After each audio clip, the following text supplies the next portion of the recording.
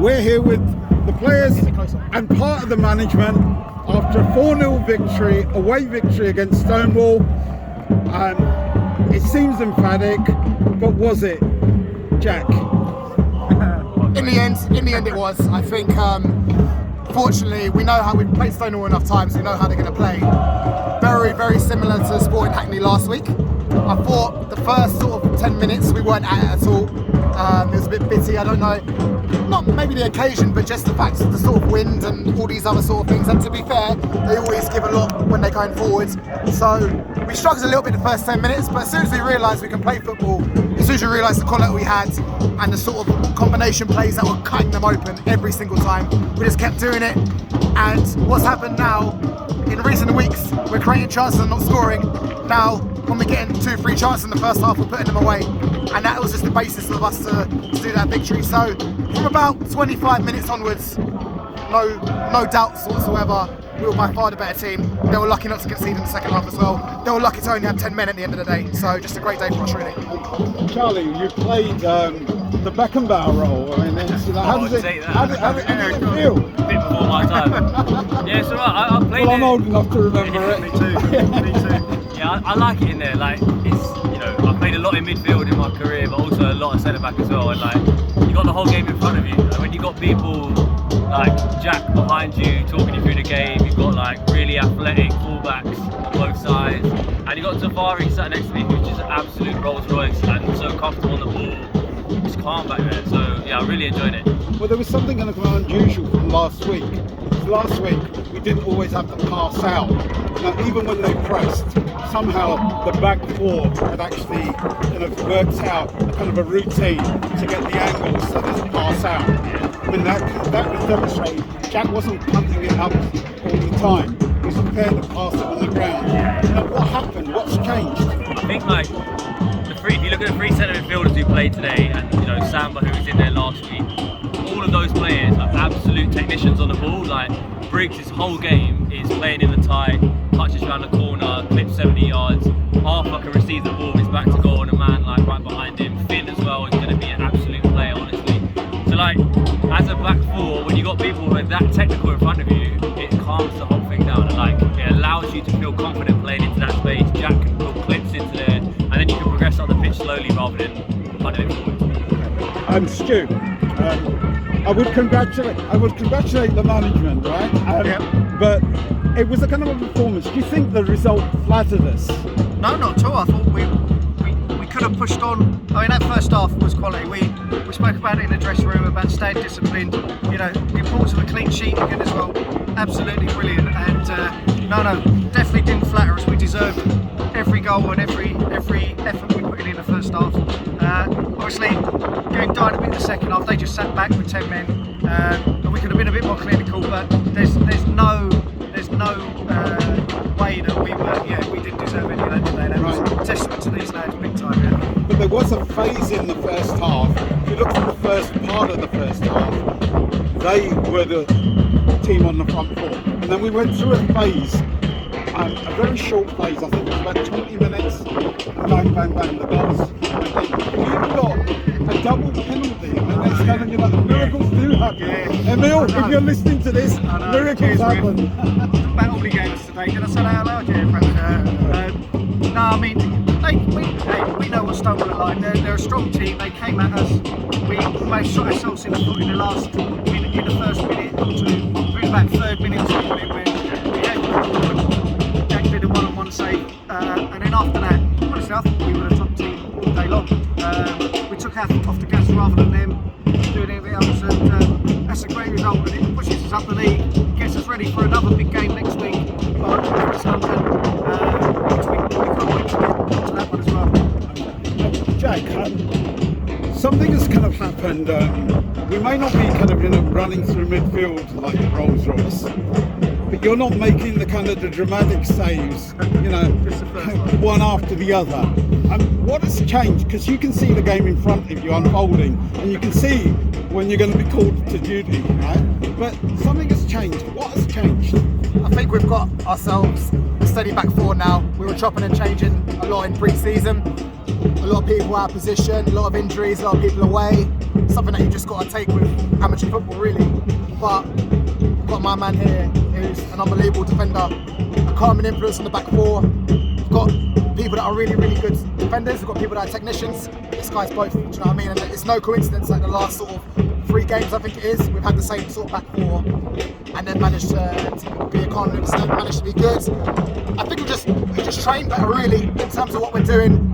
We're getting into match realistic situations on Wednesdays. We're analysing a little bit more in terms of who we're going to play on the weekend. We know how we're going to play.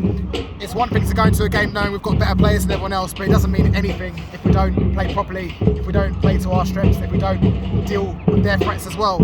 And I think, you know, it's only going to be great for the club if we're not relying on me every week. It's great to be a passenger in this team, to be watching some of the football today. It was great to watch from the back as well, and you know, when you need me, then 1 or 2 saves I can make them. But just so much confidence in these boys at the back, especially, and we've got a very, very strong squad. I think, you know, Fam has come on leaps and bounds as well. I thought Fam was fantastic today, and we can use him as an outlet going forward as well. And just the consistency's there from our players, and we're in really good form at the back, so it's good to be a part of. I just want to pick up on one thing on there. We all talked after the Sporting Hackney away. That's the moment where it was kind of the moment where things had to change. Yeah. How important was that loss in the change that's occurred? Yeah, I mean, you hate losing, but I think, to be honest with you, that game sort of showed us a little bit about the mentality of a few players, the quality of a few players as well. I thought that was an embarrassing result, to be honest with you, in terms of that was literally, we're going to turn up and just win because we're better. And we knew exactly what they were going to do. It wasn't as if we weren't told what they were going to do, and we just didn't react to it. We turned up late, warm-up was poor, first half was poor, second half was poor. All just, you know, and we just had to go back to basics, sort it all out basically. And yeah, that was it's a pivotal moment, yeah. And I think it's a pivotal moment for management as well, for us as players. And I think we haven't looked back since then. I think every single performance from then has been pretty decent. Come on, Geoff, come on in. Yeah, my eyesight isn't great, but you're not getting the kind of the dramatic arm movements and everything from the bench like we were getting earlier on in the season. There seems to be more of a calmness that seems to be occurring here now. Yeah. I mean, I've been probing on this. What's changed? I think our spine's back, and I think we've got some leaders throughout our spine.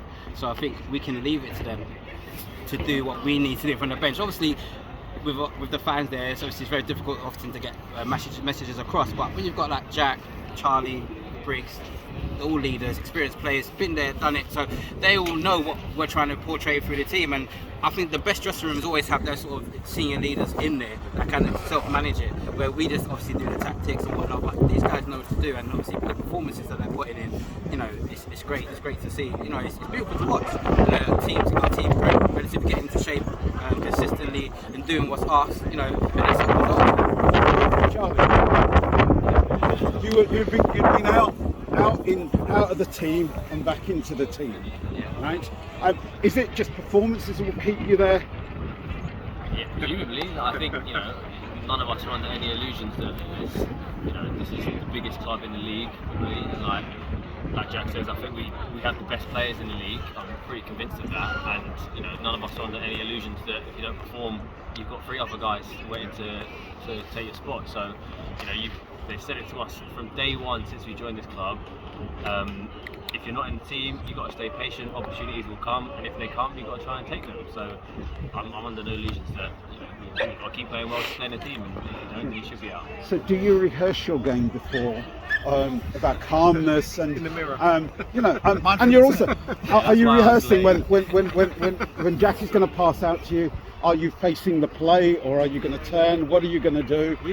What you mean as an individual? As an individual, because you're looking at yourself, your performance matters, and the back four, but your performance does matter. Yeah. No, I think so. Like, obviously, I mean, I'm not in the mirror like practicing my turnout and stuff, but like we train this stuff, we play, and so much more recently. I feel like the way we train has really transferred onto the pitch now. I think there's a real like cohesion about the strategy and about, you know, players falling into pockets at the right moment, and that allows you to play out and all these sorts of things. So it is ultimately, at the end of the day, look, we've got really good players in the team who have the ability to do the stuff we're trying to do, but at the moment we have a real cohesion and it's really working. Like, I think the 2 clean sheets in 2 weeks is testament to that. And then you've got some of the most ridiculous wingers in the league who just do mad stuff and create chances all day. So yeah, it feels like it's in a real settled place right now. Okay, Jack, you get the final word. The turnout today, the noise, the drums,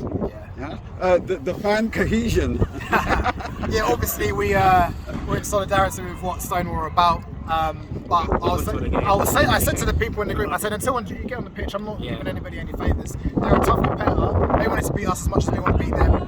And to be honest, I said to them before the game, I said, we have to spoil their day out. They want to wear their away kit at home. They want to play in East London. There's spotted dogs down there. Do you know what I'm saying? Like, this is our manner, to be honest with you. We have to come here and have that mentality that we're not going to give them anything on the pitch. But it's nice to see, obviously, all the fans getting on with each other.